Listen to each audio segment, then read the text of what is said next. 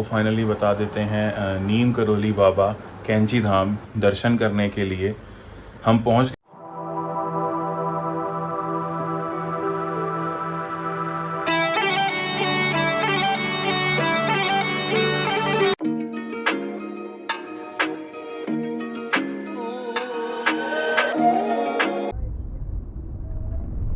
तो गाइस यहाँ पे लेफ्ट में थी ये पार्किंग और एक पार्किंग यहाँ पे ये सामने बनी हुई है। तो यहाँ पे पार्किंग की तो फ्रेंड्स कोई भी कमी नहीं है अगर आप अपनी गाड़ी से आते हैं। ये देखिए, थोड़ा सा आगे चल के आपको दिखाता हूँ। ये देखिए कितनी गाड़ियाँ लगी हुई हैं, इसके बावजूद यहाँ पे बहुत पार्किंग है, पार्किंग की कोई भी कमी नहीं है। और ये जो रोड है ना फ्रेंड्स, ये रोड है जहाँ से हम आश्रम में एंट्री लेते हैं, धाम में एंट्री लेते हैं। यहाँ पे ये आपको लेफ्ट में मेरे शॉप्स दिख रही होंगी, राइट साइड में शायद ये लोकल्स ने गाड़ी पार्क की है। और ये सारे श्रद्धालु जितने भी दर्शन करने के लिए आए हैं, ये सब यहाँ पे देखिए पैदल चल रहे हैं और जा रहे हैं आश्रम के गेट की तरफ, जो यहाँ से थोड़ा सा आगे है। यहाँ पे फ्रेंड्स ये देखिए लेफ्ट में है मंदिर, जहाँ हम आपको आज लेके जाने वाले हैं। और यहाँ पे बहुत ही अच्छी वाइब है फ्रेंड्स। यहाँ पे ना मतलब बहुत ही पॉजिटिविटी आई हमें जैसे ही हम यहाँ पे इस वाली जगह पे पहुँचे हैं। ये देखिए राइट साइड में ये सब प्रसाद लेने के लिए शॉप्स हैं। और आपको ये भी बता दूं फ्रेंड्स कि यहाँ पे प्रसाद के रूप में ना कंबल भी चढ़ाया जाता है। वो कंबल आप अंदर लेके जाएंगे, उस कंबल को चढ़ा के और फिर आपको वो वापस कर दिया जाएगा कंबल। ये है फ्रेंड्स यहाँ का एंट्रेंस गेट। तो अभी आपको यहाँ पे भी वापस से लेके आएंगे। पहले चलते हैं अपने होटल की तरफ, होटल ढूंढ लेते हैं अपना। रेस्टोरेंट वगैरह भी यहाँ पे बने हुए हैं, अगर आपको अपने होटल में नहीं खाना तो आप यहाँ नीचे आके भी खा सकते हैं आराम से। चलिए चलते हैं होटल की तरफ पहले। तो गाइज ये है राइट साइड में अपना होटल। यहाँ पार्किंग इन्होंने ब्लॉक की हुई है, आगे रोक के चलिए पहले बात करके आते हैं। गाइज मैं ना बात करके आया अभी होटल रिसेप्शन पे, वो पार्किंग खोल रहे हैं हमारे लिए। तो हम गाड़ी यहाँ से यू टर्न लेके और वापस लेके चलते हैं होटल की तरफ। उन्होंने नीचे भी भेज दिया है किसी को पार्किंग खोलने के लिए। ये पास में ही है, पीछे ही हमारा। चलिए गाड़ी मोड़ लिया हमने यहाँ से। और ये आगे लेफ्ट में ये देखिए जहाँ आपको रेड वाला ये दिख रहा है ना, बस ये यहीं पे हमने गाड़ी लगानी है। यही हमारा होटल है कासा माउंट। और काफ़ी अच्छा लगा मुझे इनसे बात करके, काफ़ी अच्छे से ट्रीट किया इन्होंने मुझे। क्योंकि कुछ होटल्स में आप जैसे जाए तो वो बहुत रूडली बात करते हैं, बट नहीं, यहाँ का अच्छा है इनका हॉस्पिटैलिटी। गाड़ी हमने यहाँ पे लगा दी है और आगे कर देते हैं इसको थोड़ा सा। कुछ इस तरह का है अपना होटल। बाहर से गाड़ी हमने यहाँ पे लगा दी है। कासा माउंट में हमने रूम बुक किया है। ऊपर चलते हैं, आपको दिखाते हैं किस तरह से बना हुआ है होटल और यहाँ से कैसे व्यूज़ हैं, ताकि आप लोग भी अगर बुक करना चाहें तो सेम होटल बुक कर सकते हैं। इस होटल का रूम हमें पड़ा है 6,000 रुपये का, बट ये रेट्स वेरी करते रहते हैं डेट टू डेट। और ये देखिए आसपास का एरिया यहाँ पे कुछ इस तरह का है। Hello friends, welcome back to our YouTube channel. तो फ्रेंड्स, आपने लास्ट 2 व्लॉग्स में देखा कि हम आपको लेके आए हैं कहीं पे नैनीताल की तरफ, और अब हम आ चुके हैं। आपको फाइनली बता देते हैं नीम करोली बाबा कैंची धाम दर्शन करने के लिए हम पहुंच गए थे अपने होटल ऑलमोस्ट 6 बजे के आसपास। और अभी नीचे रिसेप्शन पे पता किया है तो 6:30 बजे आरती होती है फ्रेंड्स। तो अब यहाँ से फटाफट निकलते हैं और आरती में चलते हैं। जहाँ तक मुझे पता है फ्रेंड्स, आरती तो मैं शूट नहीं कर पाऊँगा क्योंकि अंदर कैमरा ले जाना अलाउड नहीं है, बट जितना आपको दिखा पाऊँगा उतना दिखाऊँगा। ड्रोन भी लेके आए हैं, ड्रोन शॉट्स भी आपको दिखाएंगे। तो बने रहिए व्लॉग के एंड तक। आपको दर्शन कराते हैं नीम करोली बाबा के और आपको भी ब्लेसिंग्स दिलवाते हैं बाबा की। तो फ्रेंड्स आ गए हैं हम, देखिए कैंची धाम में नीम करोली बाबा के दर्शन करने के लिए। थोड़ा सा आगे आ गए थे प्रसाद लेने के लिए। यह देखिए मंदिर है इस तरह से, बाहर से कुछ व्यू। तो चलिए अब चलते हैं यहाँ से अंदर की तरफ और आपको दिखाते हैं बाबा का दिव्य आश्रम, दिव्य धाम। इस तरह से देखिए यहाँ पे ये गेट बना हुआ है आगे लेफ्ट साइड में, और ये सभी श्रद्धालु हैं। फ्रेंड इस टाइम इतनी भीड़ आपको इसलिए दिख रही है क्योंकि अभी ना आरती का टाइम है, और आरती को देखने के लिए बहुत सारे लोग लोकल भी आते हैं और टूरिस्ट तो आते ही आते हैं। ये देखिए लिखा है परम पूज्य बाबा श्री नीम करोली जी का आश्रम। तो कुछ इस तरह से एंट्रेंस है यहाँ की फ्रेंड्स। यहाँ सीढ़ियों से नीचे उतरेंगे। फ्रेंड्स अंदर इतनी भीड़ नहीं होती जितना मैंने नोटिस किया है, बट लोग ना यहाँ ब्रिज पे खड़े रहते हैं शिप्रा नदी की व्यू लेने के लिए। कई सारे यूट्यूबर्स यहाँ पे खड़े रहते हैं वीडियोस बनाने के लिए, और काफ़ी अच्छा लगता है फ्रेंड्स इस ब्रिज पे खड़े होकर नदी को देखने के लिए। जैसे आप देख रहे हैं, ये देखिए इस तरह का कुछ व्यू है शिप्रा नदी का, और ये सामने बाबा का आश्रम है, मंदिर है।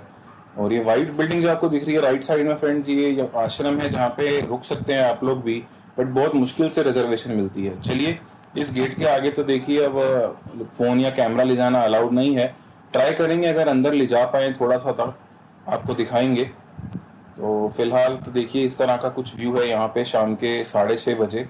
तो चलिए चलते हैं अंदर की तरफ और कोशिश करते हैं आपको कुछ दिखा पाएंगे तो ज़रूर दिखाएंगे। इस ब्रिज से हम आए थे फ्रेंड्स।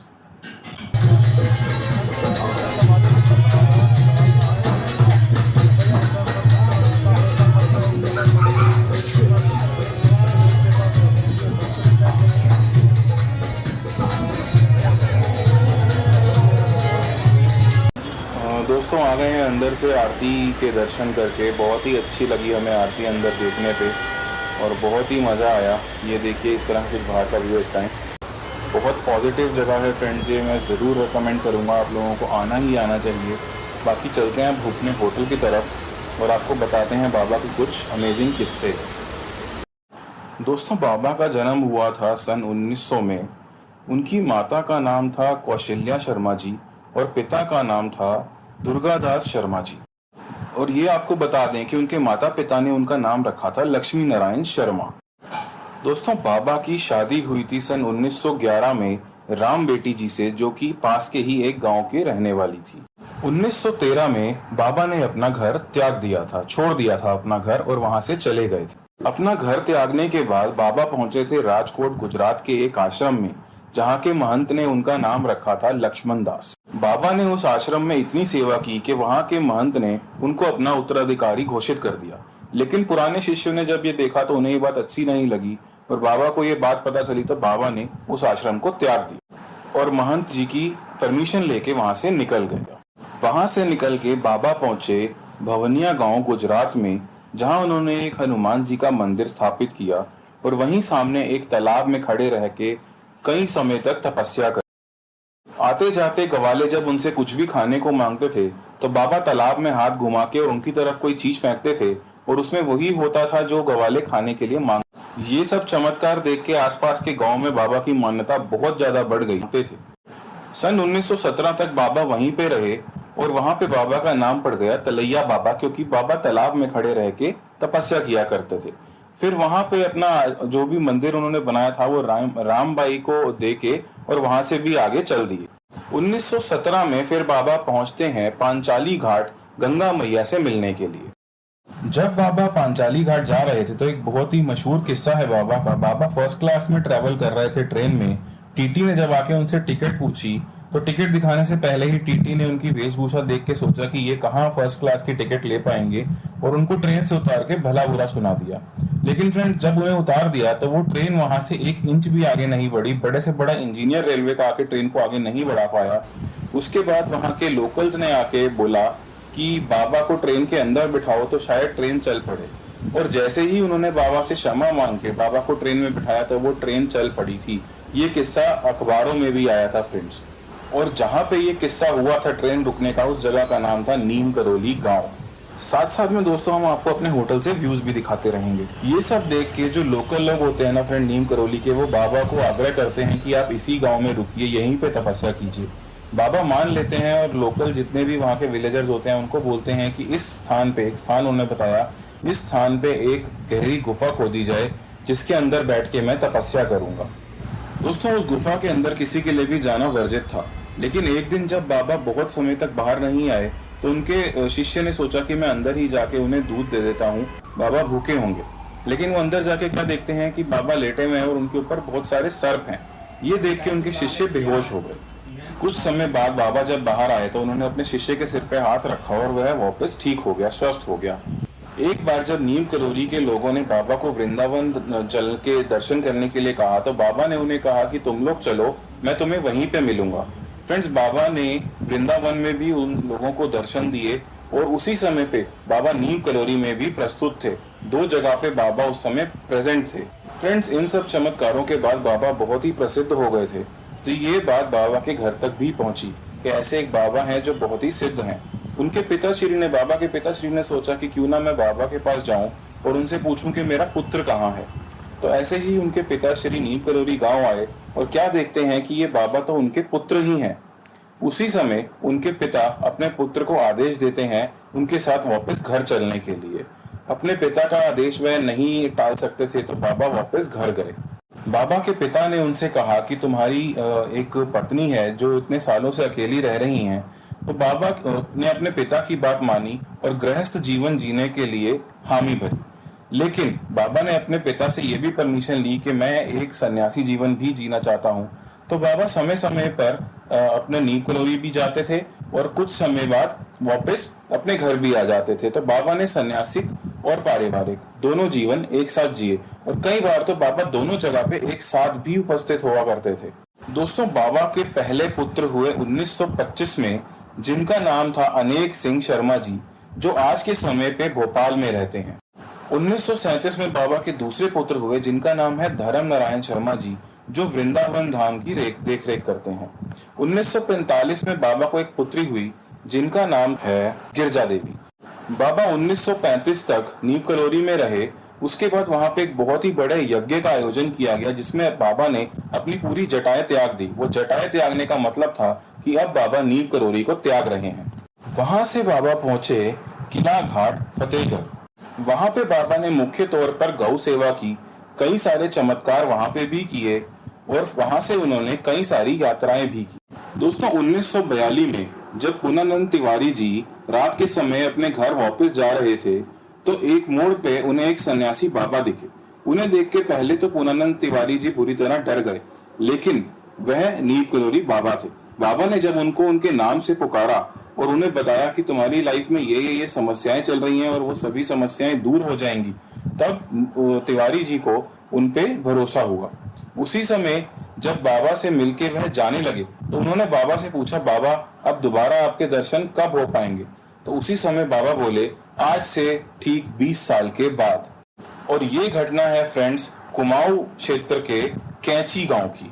ठीक 20 साल बाद बाबा पूर्णानंद तिवारी जी के घर पहुंचे और उन्होंने बताया कि इस क्षेत्र में कैंची धाम जो बनाया जाएगा, इस क्षेत्र में बनाया जाएगा।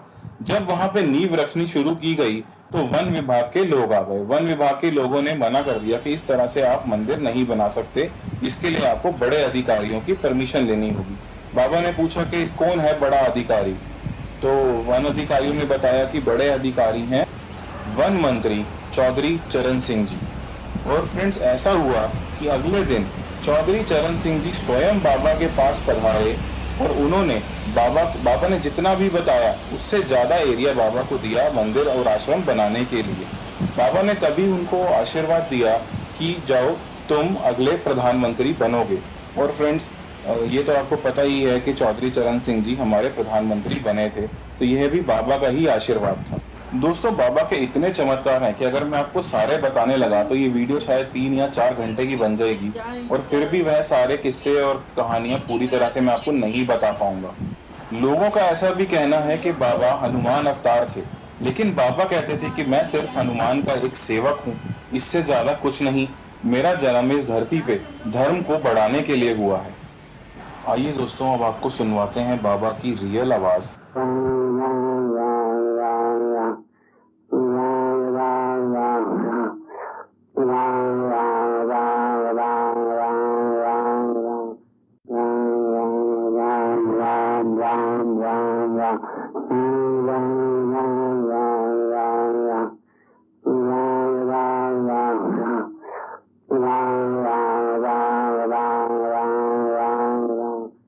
तो गाइस, आ चुके हैं हम मंदिर से वापस। आपको हमने दिखाया किस तरह से बाबा ने अपना यहाँ पे आश्रम बनाया हुआ है। पूरी डिटेल्स भी दी आपको मैंने कि किस तरह से ये आश्रम बना था। बाबा के बारे में भी मैंने आपको सब बताया कि कैसे कैसे बाबा यहाँ पे आए, कहाँ कहाँ पे वो रहे और कितने उन्होंने चमत्कार किए अपने जीवन में। तो फ्रेंड्स, अब तो आ गए हैं होटल वापस, लेकिन सोचा ऐसा है कि सुबह 4 बजे उठ के दोबारा से एक बार धाम जाएंगे, क्योंकि कहते हैं कि ब्रह्म मुहूर्त में अगर दर्शन हो जाए तो उससे अच्छा कुछ भी नहीं है।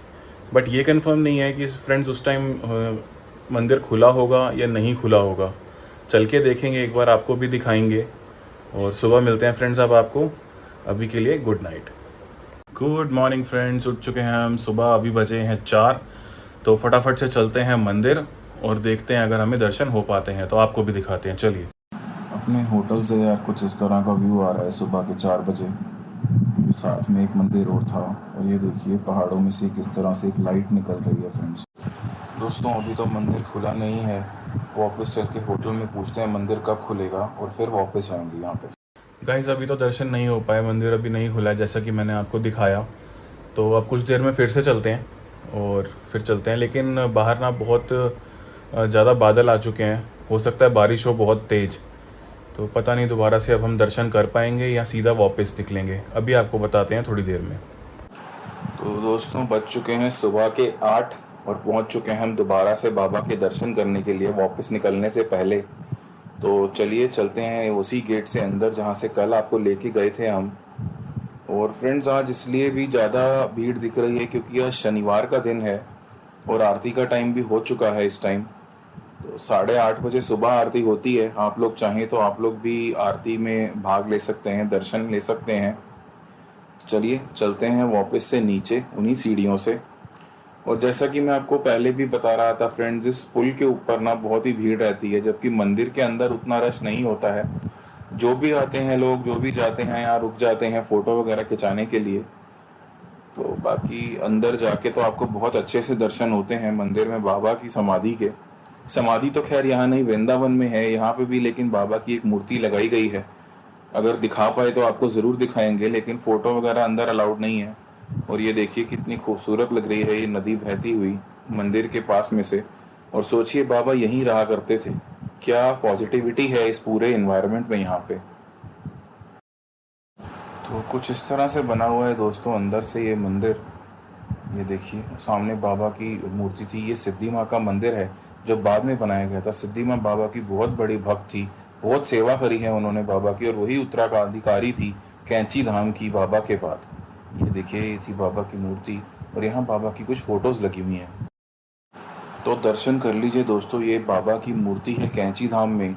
और ऐसा कहा जाता है कि बाबा के शरीर से जो भस्म बनी थी वो भस्म इस मूर्ति को बनाने में इस्तेमाल की गई थी। 4 ऐसे मुख्य धाम है जहाँ पे ये भस्म इस्तेमाल की गई थी, आगे आपको बताएंगे। और फ्रेंड्स कई सारे सेलिब्रिटीज़ भी बाबा के पास आते हैं आशीर्वाद लेने के लिए। विराट कोहली की भी जब बैटिंग फॉर्म अच्छी नहीं चल रही थी तो वो आए थे नीम करौली बाबा के कैंची धाम आश्रम आशीर्वाद लेने के लिए। और ये तभी की कुछ क्लिप्स हैं जो हम आपके साथ शेयर कर रहे हैं। ये देखिए। ऐसा भी कहा जाता है फ्रेंड्स कि स्टीव जॉब्स बहुत बड़े भक्त थे बाबा के, और एप्पल कंपनी शुरू करने से पहले आप बाबा का आशीर्वाद लिया था उन्होंने। और ये देखिए मार्क जुकरबर्ग क्या कह रहे हैं बाबा के बारे में। One of my mentors, Steve Jobs, and he told me that in order to reconnect with what I believed as the mission of the company, I should visit this temple that he had gone to in India early on in his evolution of thinking about what he wanted Apple and his vision of the future to. ये देखिए दोस्तों कितनी तेज बारिश शुरू हो चुकी है मंदिर से बाहर आते ही। अब तो होटल तक जाना भी मुश्किल लग रहा है। सामान हम अपना गाड़ी में डाल के आए थे दर्शन करने के लिए, लेकिन अब तो गाड़ी तक जाना भी मुश्किल लग रहा है। तो बारिश रुकती है तो निकलते हैं यहाँ से और आपको दिखाते हैं रास्ते के नज़ारे। गाइस एक बार फिर से हमने आरती देखी, आपको नहीं दिखा पाए क्योंकि अंदर फ्रेंड्स मोबाइल अलाउड नहीं है। तो अब यहाँ से हम निकल रहे हैं। उम्मीद करता हूँ कि आज का व्लॉग आपको अच्छा लगा होगा। जितनी इन्फॉर्मेशन हम आपको दे सकते थे हमने दी बाबा के बारे में। और अब ऐसा प्लान है कि यहाँ से हम लोग जाएंगे वापस घर, और घर से फिर हम 1 या 2 दिन बाद निकलेंगे वृंदावन धाम के लिए बाबा के।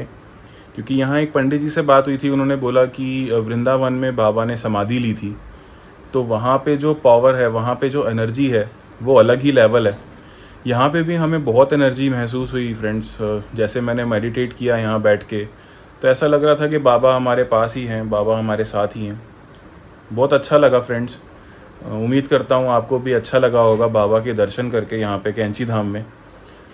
तो उम्मीद करता हूँ आप हमारी वीडियो को लाइक शेयर सब्सक्राइब करेंगे और हमें मोटिवेट करेंगे और वीडियोस बनाने के लिए, और अच्छी अच्छी वीडियोस आप तक लाने के लिए। सभी तरह की वीडियोस आप तक लाएंगे हम, रिलीजियस हो, चाहे ऑफ रोडिंग की हो, चाहे माउंटेन्स की हो, प्लेन्स की हो, सब आप तक लाएंगे हम। बट प्लीज़ आप लाइक ज़रूर कीजिए वीडियोस को, शेयर कर दीजिए फैमिली और फ्रेंड के साथ। और कमेंट करके बताइए क्या अच्छा लगा, क्या बुरा लगा। और अगली वीडियो ड्रॉप होने वाली है बहुत ही जल्दी। Take care guys.